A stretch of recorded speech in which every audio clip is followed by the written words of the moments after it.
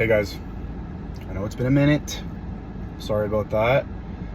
I kind of wrote down what I wanted to talk about today, but honestly, I'm just gonna freeball it because it's kind of off the top of my head, and it's just gonna be a little rant about anxiety regulation and nervousness, and overcoming that specifically by changing perspective and your belief in yourself.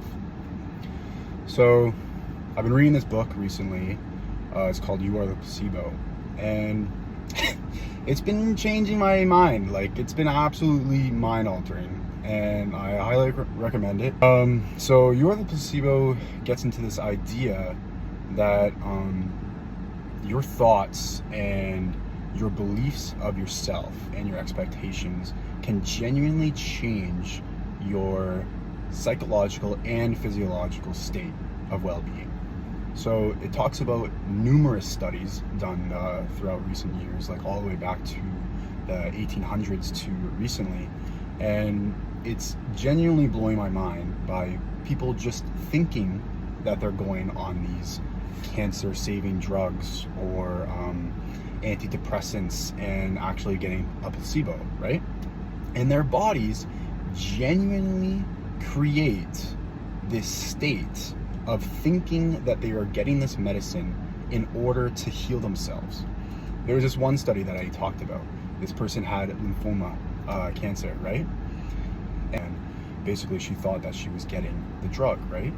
And this is the power of the mind, and thus creating what we do in clinical RCT studies today, where you have to double blind or even triple blind studies, because that's how powerful belief is, right?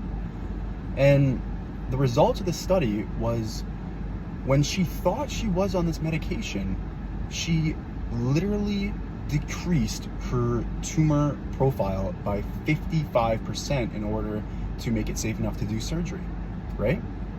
And this is just crazy to me. And there's another study about depression, which I can get into on another day if you guys would like. But basically, it's just, the whole premise of the book is that your mind is that strong, guys, okay? Neuroplasticity and creating your new realities is absolutely one of the most craziest things that I've been getting into recently.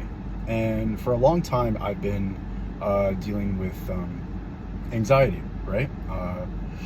So I used to even get panic attacks before presentations. I used to, some of my boys know that I used to shake during orals back in grade school, right? And I genuinely couldn't get through this shit because all I thought about was the negative aspects and the negative outcome. I was very pre-activity anxious. I would think of multiple different scenarios all going wrong, right? And reading this book, it kind of reminded me of this class that I took in university. Shout out Kim Dawson, absolute GOAT.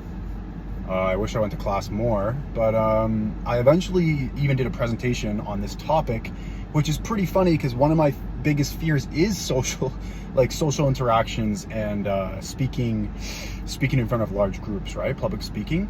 And what we were learning in class is that being nervous is okay, right? Every single professional athlete, every single musician, every single person that is being great, they are scared. They have that fear. Of course they do. Who wouldn't? You're doing something that is absolutely something you're doing for the first time, or something that's challenging, or something that you can't even fathom that you would be doing a year ago, right?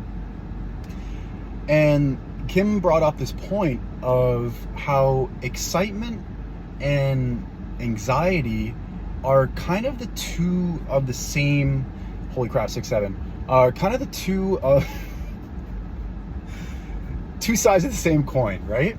So anxiety comes when you are completely nervous and you have this state of mind of, I'm gonna fail, I'm not prepared, I have to do this, I'm not gonna be able to do this, I am gonna stutter when I get in front of the class, I'm gonna, whatever you want to say, right?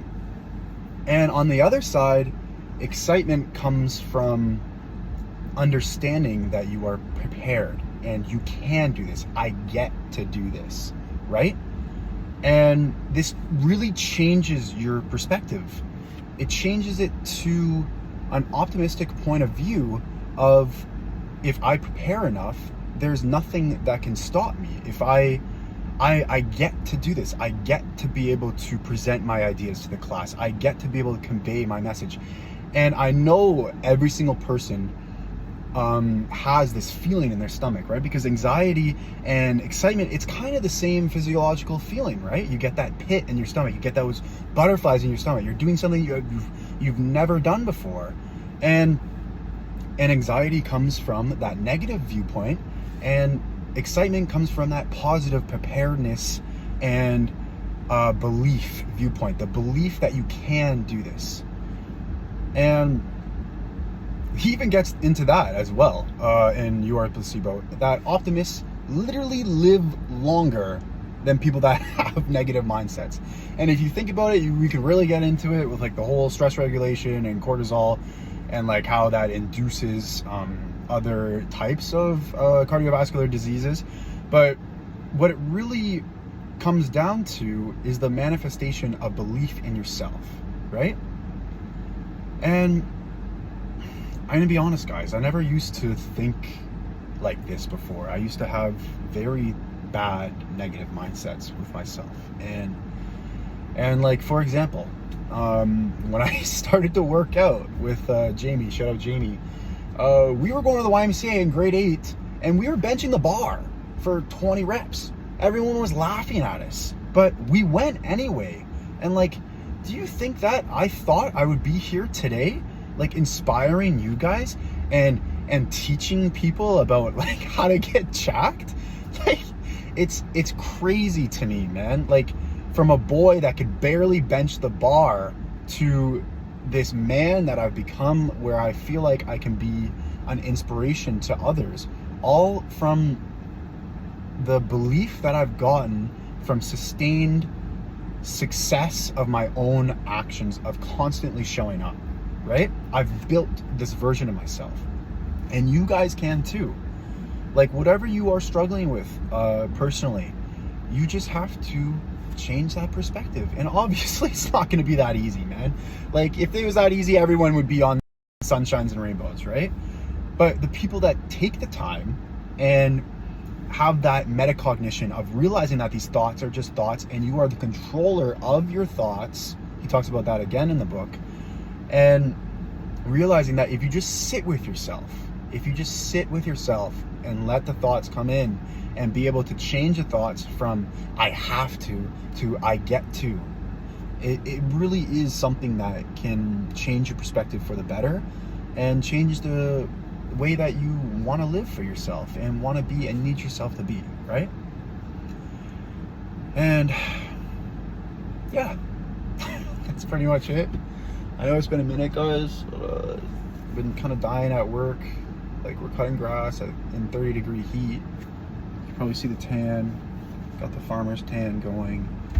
But yeah, so next time that you're not gonna do something, take a step back and realize that if you just switch your perspective, take a deep breath, and conquer it, you will have that stepping stone of successes built upon yourself to be able to say, hey, I actually can do this, and I have been doing this.